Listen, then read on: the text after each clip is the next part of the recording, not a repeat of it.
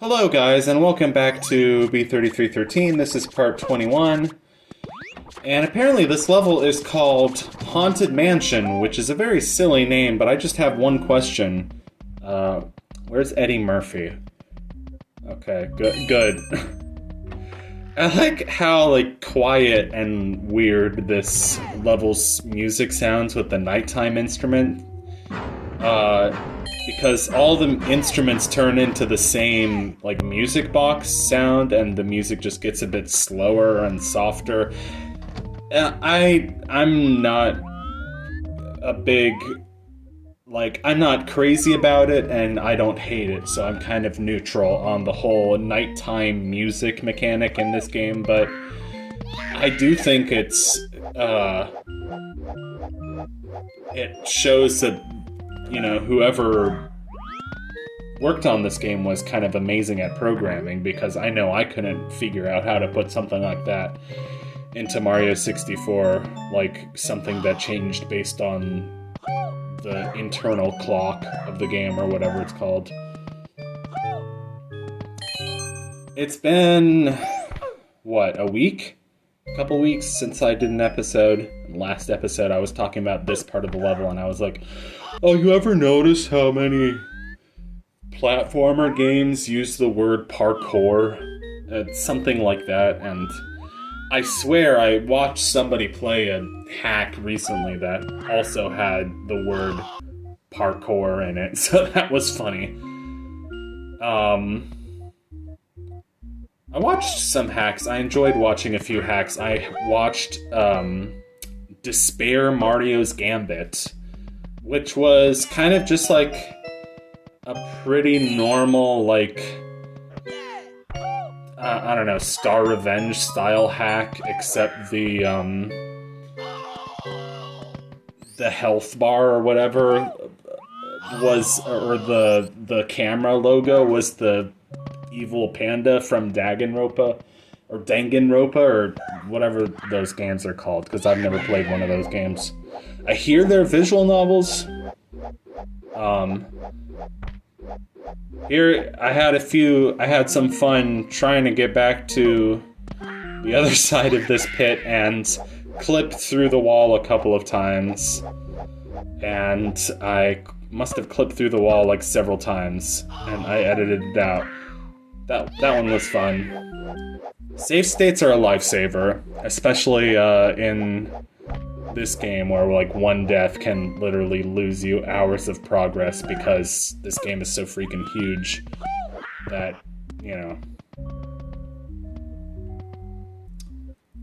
So... oh yeah, Despair Mario's Gambit. All I remember about that hack, there was a stupid Geometry Dash level. I don't know, I think Geometry Dash is annoying because it's typically, very young people play it. But there was a level that was just called Downtown Portland, and I thought that was funny. And then I watched a hack called Super Joan Bros 64-3. I like the two numbers in a row there, 64, then 3. Which I liked that one because it was kind of a very vanilla, beginner-friendly, straightforward hack, and I enjoy those kinds of hacks. The last one I played was Plutonium Mario 64, which has a Kaizo variant called Uranium Mario 64, but I'm not going to be playing that one anytime soon. There was Very Cat Adventure, which was just kind of a bunch of stupid in-jokes of the hacking community, which I'm not really part of that community, so the jokes kind of were lost on me.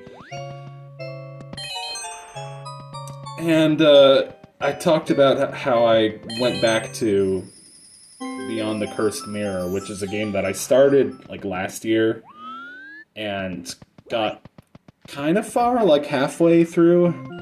It's...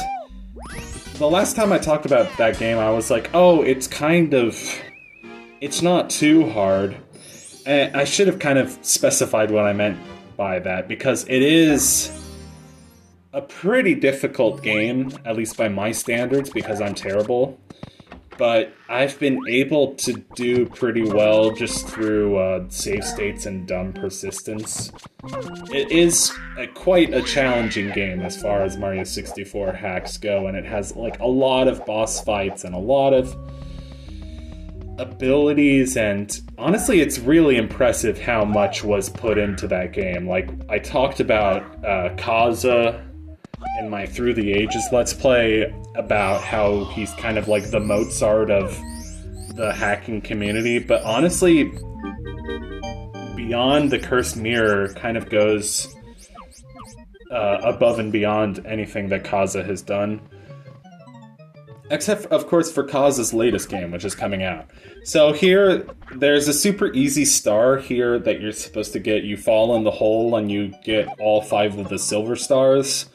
But I don't know how this happened, but I got some weird glitch where Mario's head was stuck at an angle. So I'm just gonna call this and it affected the direction that I was able to move in, and I couldn't figure out how to get out of the hole and like wall jump back up.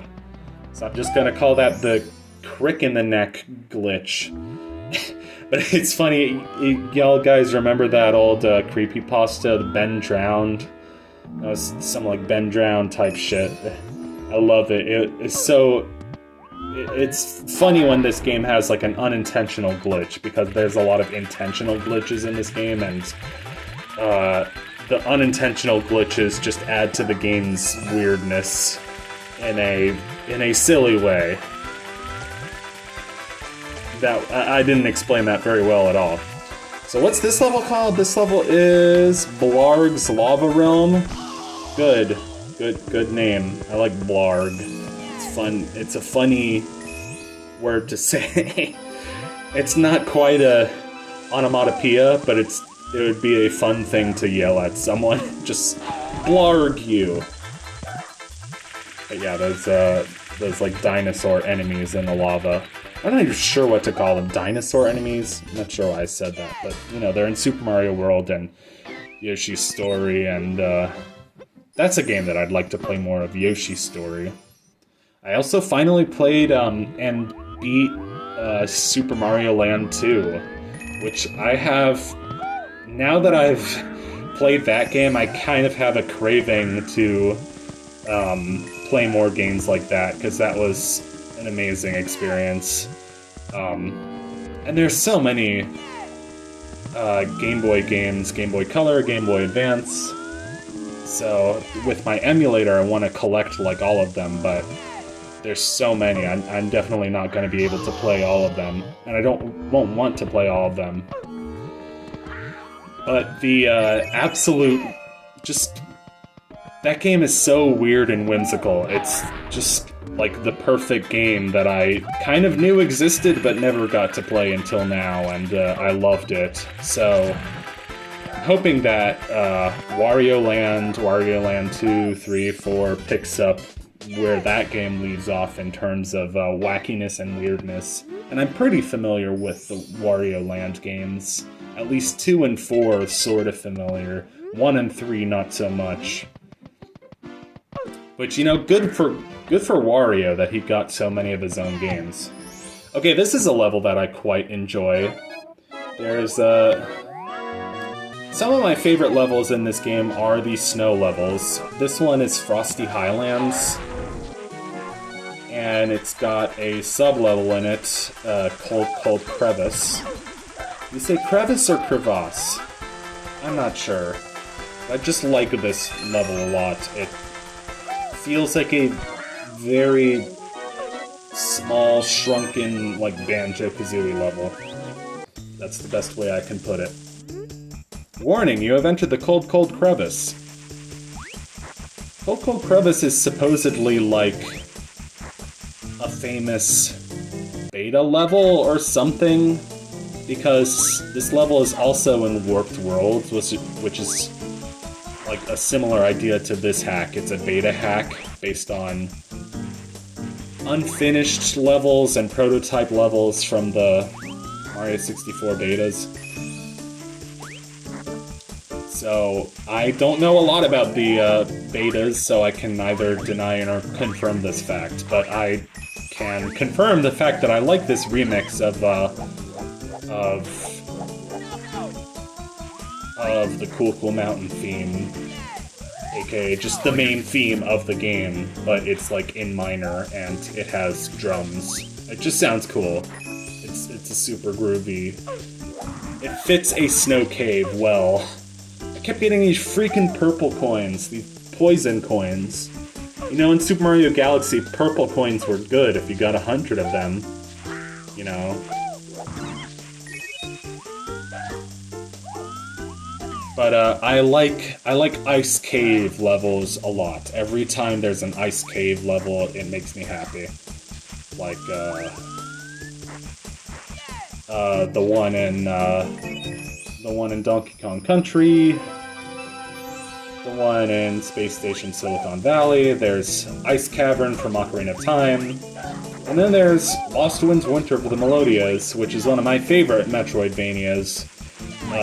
Which just has a bunch of, a majority of the game is just like ice caves. It's ice puzzle caves. I love it. That's such a beautiful game. I'm drinking some tea. That's me. You know it.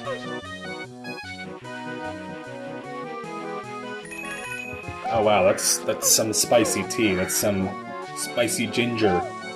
Not, you know, like spicy pepper spicy, but although I did try a beer that was like strawberry and chili pepper, or basically like a tahine spice, which I used to call tajin, but I know enough Spanish to know that that would be tahine, not tajin.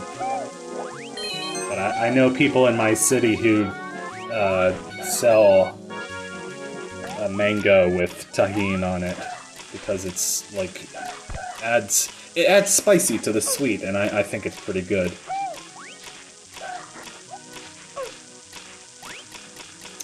Okay, once again losing my train of thought. I just wanted to do more of this game because it's cool. Oh, I didn't even notice that we just hit the 120 star mark. Which is cool, not only because that's the number of stars in the original game, but it's also the number of stars you need to start unlocking the green stars in this game. And yes, this game has green stars. Oh my god, just like Galaxy 2. And that was our very first green star. It was on that cloud, in the chimney. I've written down in my checklist, which I should really just figure out how to use Star Tracker, but I enjoy doing my anal Google Docs checklist method for this game a lot more. Maybe I'm just a sucker for pain. What was I saying? Oh yeah, I wrote down a list of the green stars in this game and the red stars. There's... I don't know, I feel like there's not that many of either. So, a majority of the 460 stars in this game, which I'm still gonna try. I'm gonna try to get at least 300. You know, I don't know if I can actually finish this game while maintaining my sanity, but I'd like to at least get 300. The highest I've gotten is 217. So, just beating that, just passing that would be nice. But it helps me to keep track of everything and to keep track of what levels I've been to and what levels I haven't been to. And what I might want to start doing is, like, organize them by lobby. Like, oh, can you get to this from Plexel Lobby? Can you get to this from Castle Basement? Can you get to this from Plexel Basement? There's so many lobby levels. At least they're not Roblox lobby or obby. I don't know why they're called obby, but yeah, Roblox obby. There's so many levels, lobbies, whatever. Both are true. Both of them. I'm true neutral. I'm chaotic neutral. I'm chaotic good. I'm chaotic soda. I'm evil Dr. Pepper.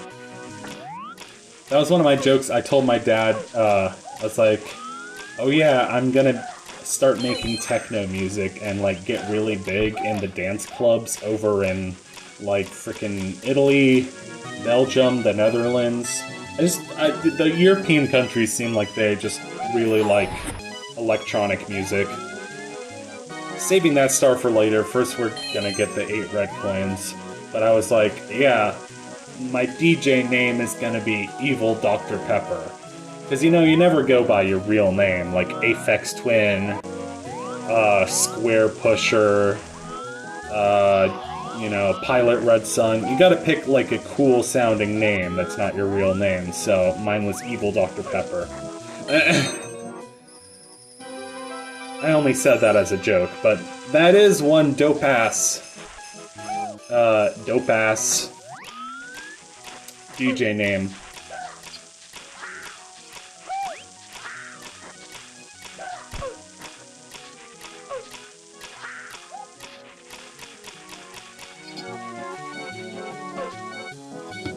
Okay, star over here, that's the 8 red coin star. And then one more star, super easy to get, just go to the top. Go to the top of the Highlands, the Frosty Highlands. Are they really Highlands, though? I don't know. Highlands are just islands that had a few extra puffs. You know, like Snoop Dogg. Smoke weed, Snoop Dogg. Snoop Dogg, smoke weed. Smoke. I don't know. I haven't, wasn't Snoop Dogg on, like, The Voice or something? It's so random. Why would Snoop Dogg be on The Voice? Like, he doesn't sing. Anyway, I guess that's a matter of opinion. It's like the whole, like, Ben Shapiro, like, oh, rap isn't music. I think rap is music, I just don't listen to a lot of it. Except for maybe, Not Like Us, because it was kind of hard not to listen to that song a couple years ago. Actually, no, when I was a kid, I had, Cantaloupe Flip Fantasia by Us 3. It was from an album by Us 3, and that was a rap song that I liked. It's funny, my parents, as a little kid, my parents always told me not to listen to the rest of that album because they thought maybe there would be swear words on it or something. But when I was in high school, I rebelled, I broke the rules, and I listened to the rest of the record, and I don't think there was anything on it that was that bad. But, you know, obviously it's called Cantaloupe because it's a rap song that samples Cantaloupe Island by Herbie Hancock, and that was like one of the songs that I really liked as a little kid because my parents used to play it for me. That's a very random detail, or random story, but I just thought I would share that because apparently I've got nothing to say about the Frosty Highlands, except they're better than the Frosty Lowlands. They're better than, yogurt with a cherry. Bye for now.